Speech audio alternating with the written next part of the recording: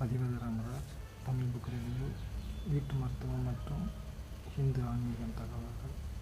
இன்றைய பதிவில் நாம் மக்கள் இடையில் நாம் நண்பர்களுடனோ அல்லது சமூகத்தில் சிலரிடமோ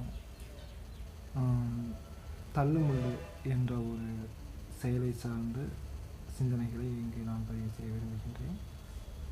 எவ்வாறெனில், சட்டமானது நாம் கைகளின் சுதந்திரம் என்பது அடுத்தவர்களின் மூக்கின் பக்கத்து வரை செல்லலாம், ஆனால் தொட்டுவிடக்கூடாது என்பதும், அவ்வாறு பக்கத்தில் வருபவர்களை கவனிக்கக்கூடிய உரிமை உண்டு என்பதையும் நம் சட்டம் நமக்கு தெளிவுபடுத்தி இருக்கின்றது.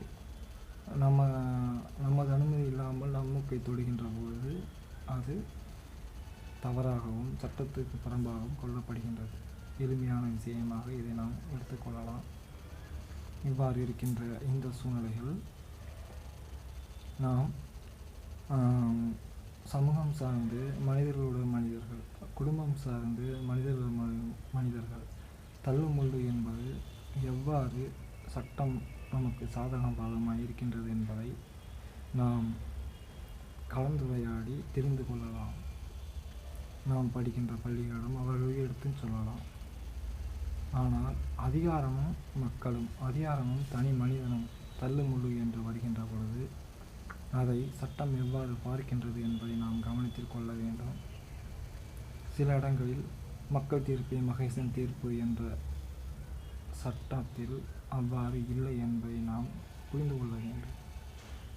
நமது பண்பாட்டில் அவ்வாறு உள்ளது. ஆனால் கூட்டமாக செய்கின்ற சில விஷயங்களை அதிகாரம் சார்ந்து எவ்வாறு அதை கையாளப்படுகின்றது என்பதையும் சட்டத்தின் மூலமாகவோ சட்டத்தின் புறம்பாகவோ என்ற சில விஷயங்களை நாம் கவனிக்க வேண்டியுள்ளது.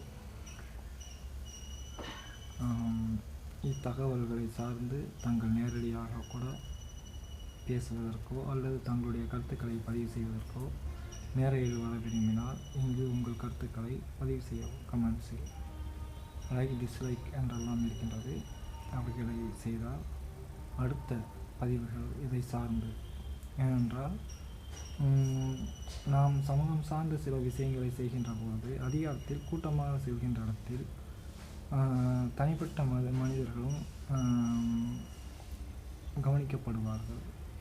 அது இயல்பானது, தேவையானது. அவைகள் தனிப்பட்ட வாழ்க்கை எவ்வாறு பாதிக்கும் என்பதை நாம் அறிந்து கொள்ள வேண்டும். அதற்கான அரசியல் சட்ட தேவைகளையும் புரிதல்களையும் நாம் தெரிந்து வைத்துக் கொள்வது என்பது நமக்கு கடமையாக்கப்பட்டுள்ளது.